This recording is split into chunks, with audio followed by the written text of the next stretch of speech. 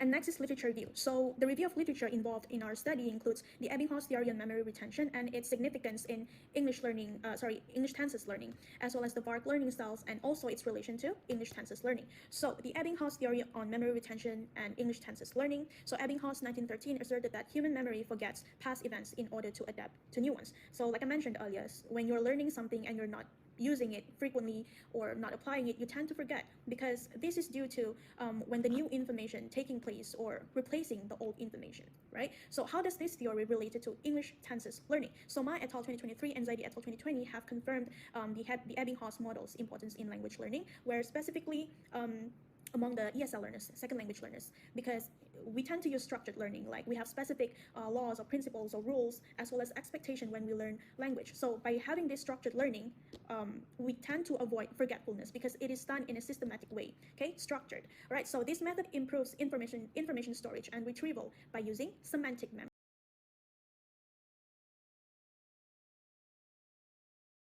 All right, now in studying the variables, the research design that we have employed in our study is a basic random selection technique that included the entire population of ELC 151 integrated language skills to reading students of UITM Sabah branch. So the collected quantitative sample survey data was analyzed using the SPSS and was tested using the one-way analysis of variance, ANOVA, and population and sampling. So 878 students registered in ELC 151 integrated language skills 2 in the March to August 2023 semester, and the questionnaire was then distributed to the selected 275 students using simple random sampling. And according to Critchie and Morgan's 1970 study, this sample size of 275 out of 878 is considered sufficient.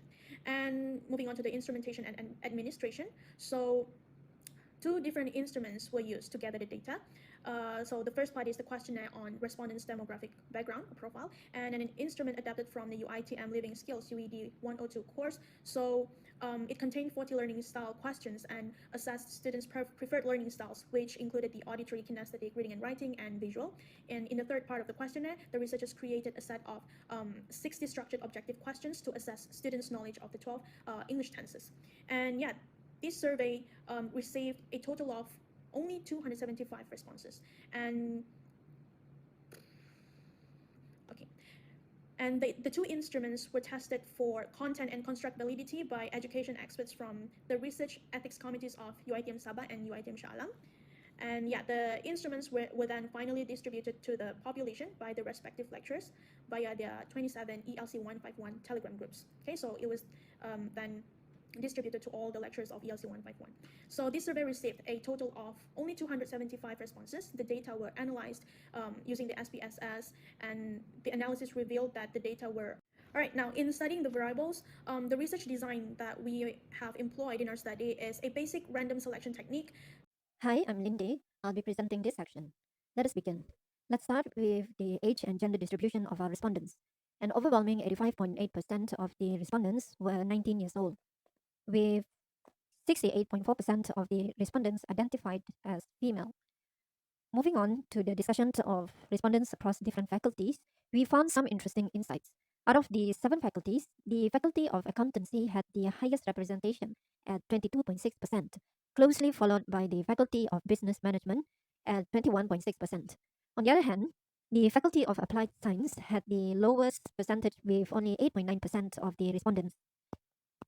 Let's now take a look at the semester and course distribution of our respondents. It appears that the majority of our respondents were from semester 2. Additionally, the course ELC 1512A6 attracted the highest number of respondents, signifying its popularity within our surveyed group. Now, I'll be sharing the findings from our study, specifically focusing on Table 2, which presents the results of a 40-question instrument taken from Part C that help us identify the learning styles of 190 respondents. Let us begin with Table 2, which provides a comprehensive view of the respondents' learning styles. As we can see from the table, the majority of our 190 respondents, a significant 65.3%, indicated a preference for learning through visuals. This suggests that a substantial portion of our surveyed group prefers to learn through visual aids such as charts, graphs, and images. On the other hand, We observed that the least preferred learning style among our respondents was kinesthetic, with only 5.8% of the individuals indicating this as their preferred way of learning. Kinesthetic learners typically prefer a hands on experiential approach to learning. Thus, our study's findings from Table 2 revealed that a majority of the 190 respondents prefer a visual learning style, while the kinesthetic learning style is the least preferred among our surveyed group. The focus of our study was also to gauge the memory retention capabilities of English as a second language students. We utilized a 60 tenses quiz instrument to measure their performance in this regard. The results of our study indicated that, on average, students demonstrated satisfactory memory retention of English tenses, achieving a score of 21 marks out of 60. In essence, this means that out of the 60 sentences presented to them, students correctly identified the tenses in only 21 instances. When we examined the distribution of scores, we found that 75% of the students scored less than 3 marks, indicating a challenge in memory retention. However, 25% of the students managed to score above 3 marks. Remarkably, the range of scores was quite wide, with the lowest being a mere 2 out of 60, signifying very poor memory retention, and the highest being an impressive 56 out of 60, indicating excellent memory retention. In our study, we classified memory retention into categories: poor, satisfactory, good, very good, and excellent. Students who correctly identified tenses for at least 51 sentences were categorized as having excellent memory retention. Those scoring between 41 to 50 fell into the very good category, while a score range of 31 to 40 indicated good memory retention. We also explored the relationship between memory retention and learning styles. Visual and auditory learners exhibited an average of 21 sentences with satisfactory memory retention. In contrast, reading and writing learners, as well as kinesthetic learners, displayed satisfactory memory retention for 22 sentences and poor memory retention for 14 sentences, respectively.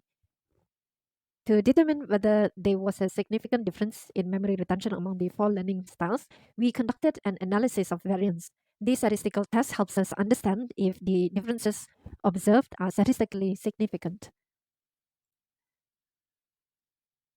The result of our analysis of variance revealed that there was no significant difference in memory retention of English tenses among the students with different learning styles. The p-value obtained was 0.395, which was higher than the significance level of 5%. Consequently, we can conclude that students' learning styles did not have a substantial impact on their memory retention of English tenses. Thus, our study provides valuable insights into the memory retention of ESL students, and it suggests that regardless of their learning styles, there was no significant difference in their ability to retain English tenses. This highlights the importance of tailored teaching methods to enhance memory retention for all students. Our study delves into the intriguing intersection of memory retention and learning styles among ESL students when learning English tenses. One fascinating discovery from our research is that a substantial 72.1% of ESL students displayed the ability to quickly identify English tenses when exposed to English songs or broadcasts. This suggests that students' attention spans and cognitive processing abilities are heightened when they are immersed in catchy rhythms and melodies, as found in a study led by Gargish in 2020. Moving on, we found that 70.5% of students could rapidly identify English tenses while reading English books. This underscores the crucial link between reading ability and the capacity to recognize English tenses. These findings aligns with the research conducted by Zhang and colleagues in 2023, which established a significant correlation between grammatical knowledge and reading skills. Our study also shed light on the implication of memory retention. An alarming 59.5% of students displayed poor memory retention of English tenses, which in turn affects their performance in quizzes, as highlighted by Pilado and his team in their 2020 research. This research reinforces the connection between memory retention and academic achievement, emphasizing the pivotal role memory plays in a student's academic performance. Examining the diverse learning styles of ESL students, we discovered that a remarkable 85% had multiple learning styles. Diverse learning styles are crucial for university students as they leverage various abilities and senses for effective information absorption, as suggested by a study conducted by Chen and colleague in 2022. Within our respondents, 65.3% preferred unimodal learning styles, with visual learners being the most prevalent. This finding is in harmony with previous studies that have emphasized the positive impact of visual aids on understanding tenses and reducing grammatical errors, as indicated by Smith and his team in their 2018 research.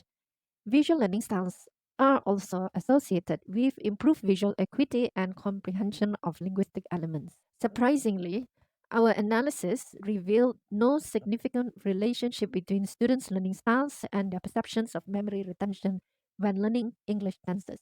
This finding contradicts earlier research by Tai and Umar in 2010, which found a relationship between learning styles and memory recall and retention in programming education. It's essential to note that an individual's ability to remember information for a period of time is influenced by various factors beyond their learning style.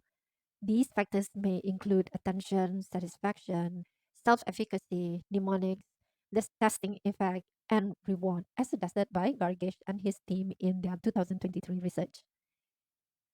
Hence, our study unveils intriguing insights into memory retention and learning styles among ESL students when learning English tenses. Despite no significant relationship found between learning styles and memory retention, it underscores the multifaceted nature of memory and learning.